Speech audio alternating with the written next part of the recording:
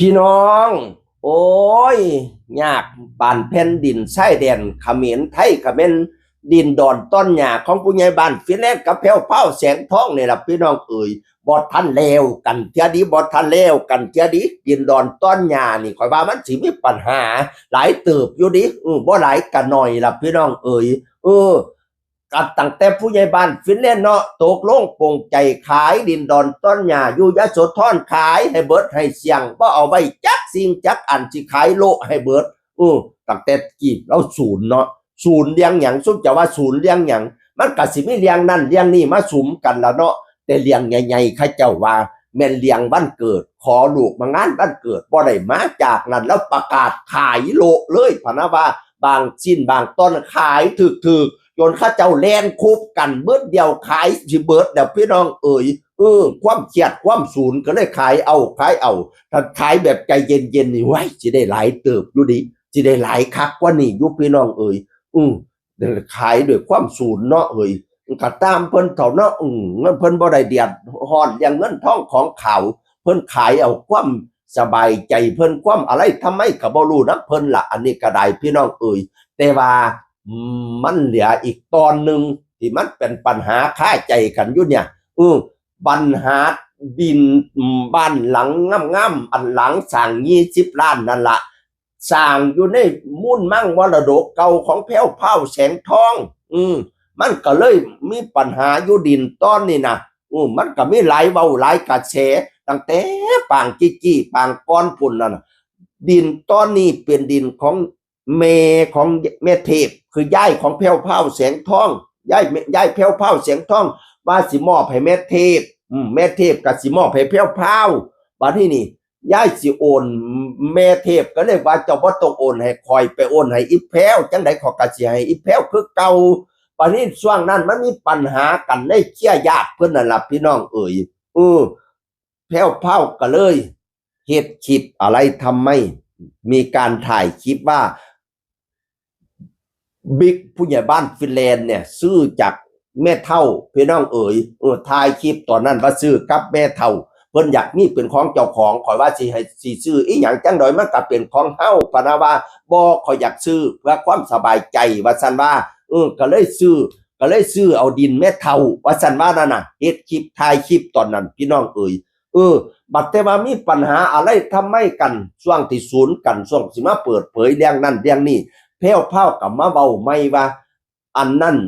เฮ็ดไปเพื่อเพราะว่าไม่ได้ซื้อขายจริงๆแต่ทำไปเปรียบเสมือนว่าตอนนั้นมีปัญหากับเครือญาติถ้าถ้าคุณยายน่ะโอนให้มาเป็น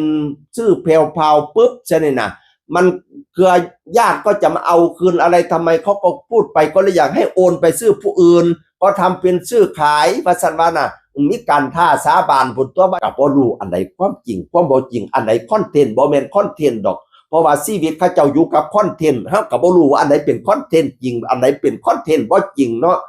แต่ที่แน่ๆคือว่าตอนนี้น่ะโฉนดอยู่กับแพรวพราวแต่เป็นชื่อของผู้ใหญ่บ้านฟินแลนด์มันก็เลยมีปัญหากันผู้ใหญ่บ้านฟินแลนด์จะขายแต่ว่าโฉนดนั้นอยู่กับแพรวพราวบัดเนี่ยก็เลยแต่ความจริงมันก็เฮ็ดโฉนดใหม่อีหยังกันได้อยู่ล่ะมันแต่มันก็สิมีปัญหาเนาะผู้ซื้อก็ว่าเป็นกสิผู้ลังคนผู้ซื้อเขาก็สิบ่สบายใจมันเป็นกรณีพิพาทอะไรทำไมบัดนี้ผู้ใหญ่บ้านฟินแลนด์ก็ศูนย์ก็เลยโพสต์เป็นโยกแล้วโพสต์ว่าจังซี่ล่ะตอนแรก5555คือปึกแท้สูกินปลาแน่อย่ากินแต่ข้อจุดหลายจ้ะพี่ว่าซั่นว่าจักว่าผู้ใดบ่รู้เด้อแล้วก็โพสต์อีก การที่คนเราแอบเอาโฉนดที่ดินของคนอื่นไปโดยที่เขาไม่รู้ตัวและเป็นชื่อของเขาและมีการซื้อขายจริงถือว่ายักยอกทรัพย์ไหมคะคุณตำรวจผู้ใหญ่บ้านฟินแลนด์บอกว่ามีการซื้อขายจริงถือว่าเป็นการยักยอกไหมคะคุณตำรวจผู้ใหญ่บ้านฟินแลนด์ว่าจังสี่เด้อทางแพ้วเผาว่าจังไดทางแพ้วเผาว่าจังสี่ละทายหูบกับบ้านหลังค่าสีส้มๆบ้านแม่เทพอยู่ในดินดอนตอนเดียวกันนั่นละเขียนมาบ้านแผ่นดินที่ให้ที่อยู่ที่กินหนูรักที่นี่ขอบคุณบรรพบุรุษขอบคุณตายายที่มีแผ่นดินให้หนูอยู่อาศัยทำมาหากินยะโสธรบ้านเกิดพะนะบา แล้วก็เขียนอีกบางคนยังไม่รู้อะไรไม่ต้องพิมพ์ก็ได้นะคะข้อเท็จจริงต่างๆรอติดตามเอาเด้อสิให้ซื้อขึ้นได้จังใดคะในเมื่อเราบ่ได้ขายว่าซั่นว่าสิให้ซื้อขึ้นได้จังใดในเมื่อเราบ่ได้ขายแต่ผู้ใหญ่บ้านฟินแลนด์บอกว่ามีการซื้อขายจริงถือเป็นการยักยอกทรัพย์ไหมคะว่าซั่นว่าให้เฮาก็เฮียนอื่นให้เฮาก็บ่ฮู้ตื่นลึกหนาบางน้ำซุ้มข้าเจ้าดอกพี่น้องเอ๋ยเฮาก็รอติดตามเอาผู้รักคนเรารู้ดีรู้เพราะปั่นอยู่เฮียนเจ้าของ